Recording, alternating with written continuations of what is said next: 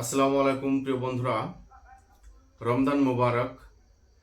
তো আজকে আমি যে বিষয়টা নিয়ে আলোচনা করব সেটি হলো ডাইজেস্টিভের অভাব, অর্থাৎ হজম ভালো না হওয়া। এই রমজান মাসে ম্যাক্সিমাম মানুষেরই দেখা যায় যে গ্যাস্ট্রিকের সমস্যা হচ্ছে, হজম ভালো হচ্ছে না। আর এই হজম না হওয়ার ফলে আমাদের যে খাবার থেকে যে পুষ্টিগুণ পেয়ে থাকি, ডাইজেস্টিভ না হওয়ার ফলে সেই পুষ্টিগুণ আমাদের শরীর থেকে বেরিয়ে যায়, সেই পুষ্টিগুণ কাজে আসে না। যদি হজম শক্তি ভালো হয় বা হজম ভালো হয়, ডাইজেস্টিভ ভালো হয়, তাহলে সেই ক্ষেত্রে আমরা যে খাবার থেকে যে পুষ্টিগুণ পেয়ে থাকি সেটা সম্পূর্ণ আমাদের দেহে কাজে আসে। তো এই যেহেতু আমাদের দেহে হজমের অভাবে আমাদেরকে আমি আলোচনা করব যে সম্পূর্ণভাবে যাতে ভালোভাবে হজম হয়। তো প্রথমেই আলোচনা করব ঘরোয়া পদ্ধতিতে এবং তারপর আমি হোমিওপ্যাথিক মেডিসিন বলে দেব। তো পুরো ভিডিওটা দেখতে থাকুন শেষ পর্যন্ত, তাহলে আপনারা সমস্ত কিছুটা বুঝতে পারবেন। তো প্রথমে আসি ঘরোয়া পদ্ধতি। এই ঘরোয়া পদ্ধতি 1 নম্বর যে জিনিসটা বলবো সেটি হলো প্রত্যেক দিন সকালে খালি পেটে 1 কোয়া কাঁচা আদা অথবা আমাদা, যদি আমাদা পাওয়া যায় খুবই ভালো, সামান্য একটু লবণ দিয়ে চাবিয়ে খেতে হবে। আর যদি না চাবিয়ে খাওয়া যায় তাহলে ব্লেন্ডারে ভালো করে ব্লেন্ড করে সামান্য একটু জল দিয়ে লবণ দিয়ে ভালো করে গুলে খেয়ে নিতে হবে। দ্বিতীয় যে কথাটা বলবো সেটি হলো হলুদ, কাঁচা হলুদ। কাঁচা হলুদ 1 কোয়া পরিমাণ চাবিয়ে খেতে হবে সামান্য লবণ দিয়ে। যদি চাবিয়ে খাওয়া না সম্ভব হয় সেই ক্ষেত্রে এটাও ব্লেন্ড করে সামান্য জল দিয়ে 1/2 কাপ অথবা 1 গ্লাস জল দিয়ে এটা খেয়ে নিতে হবে, তাহলেও হবে।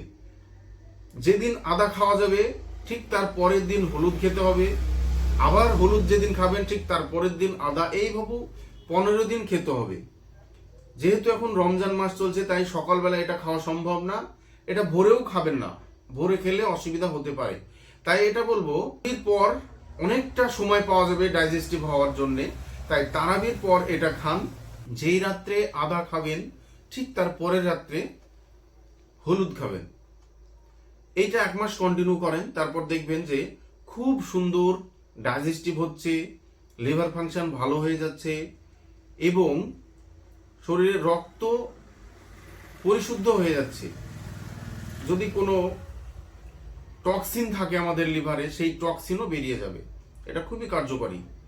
দ্বিতীয় পদ্ধতি বলবো, এবং এটাও ঘরোয়া পদ্ধতি, সেটি হলো জিরা। জিরা এবং মেথি এটা ভালো করে ধুয়ে ভিজিয়ে রাখবেন অল্প পরিমাণ।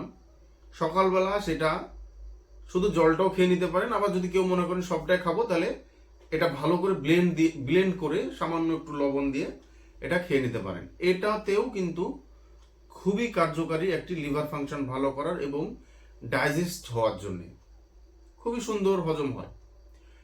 সবশেষ হোমিওপ্যাথিক মেডিসিন নিয়ে আলোচনা করব। সবশেষ হোমিওপ্যাথিক মেডিসিন এটা হলো chelidonium mother tincture. Chelidonium mother tincture 10 ফোঁটা 1/2 কাপ জলের সাথে খাওয়ার আধা ঘন্টা আগে খাবেন। এটা যেহেতু এখন রমজান মাস চলছে তাই দিনে খাওয়া সম্ভব না, এটা রাত্রে ইফতারের পর খাবেন, তারাবির পর এবং সেহরের আগে 3 বার করে খান। পুরো রমজান মাসটা যদি কেউ খেতে পারে তো খুব সুন্দর ভালোভাবে তার রমজান মাসটা পালন হবে এবং তার ডাইজেস্টিভ ভালো হবে, হজম শক্তি বৃদ্ধি পাবে, লিভার ফাংশন ভালো হবে এবং শরীরের যে সমস্ত টক্সিন জমে আছে সেই টক্সিনগুলো বেরিয়ে যেতে সাহায্য করবে। তাই আমি বলবো চেলিডোনিয়াম মাদার টিংচার যে কোনো মেডিসিন শপ থেকে কিনে নিয়ে আপনারা প্রতিদিন এটা খাবেন, যাদের বিশেষ করে ডাইজেস্টিভের সমস্যা আছে। এটি অত্যন্ত শক্তিশালী। তাই আজকে এই পর্যন্তই। ভালো থাকুন, সুস্থ থাকুন, দেখা হবে পরে কোনো ভিডিওতে। বিদায়।